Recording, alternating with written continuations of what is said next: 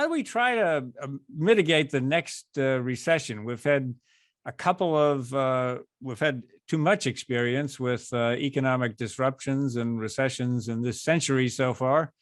Ben, as part of the paper that you wrote for the Peterson Foundation, you talk about, one of the ideas that has a potential for bipartisan cooperation, and we were talking about this before the break, is some sort of an economic commission that would look back on maybe two things, kind of like economic policy. Did we stimulate too much this time after stimulating too little the last time?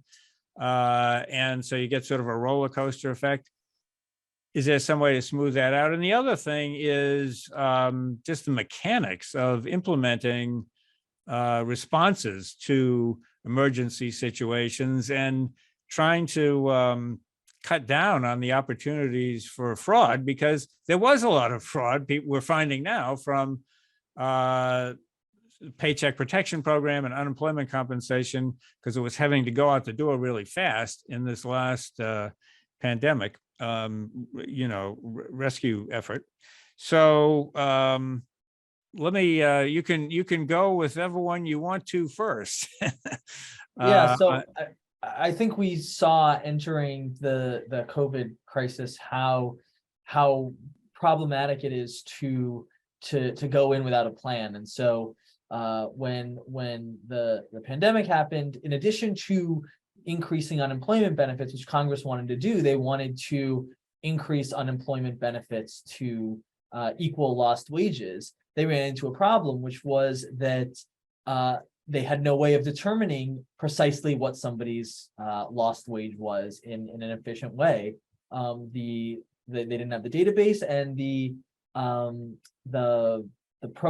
computer programs that were running unemployment insurance across the 50 states were all using very outdated software. They were not flexible enough, and so Congress had to do this makeshift fix, which was just kind of a blanket increase, which resulted in a lot of people getting greater benefits than they would have had in lost wages, and so that partially contributed to the excess of stimulus.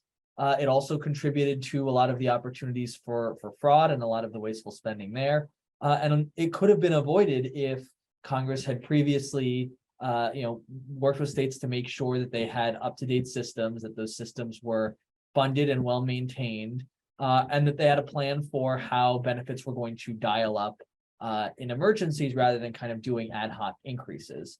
So we think it makes sense to have a commission look at these different elements of the failures of the response and propose ways to make it better in the future. If we make small investments now in upgrading the IT systems and the administration of benefits, and we figure out, okay, based on what kind of economic crisis, we're not going to see the next COVID coming, but we know there are going to be recessions again. We can make benefits more flexible and put in place those formulas in advance, so that instead of Congress kind of having to make it up on the fly and make a lot of mistakes in the process, they are able to have the plan in place and mostly I just execute on it when the time is right for it.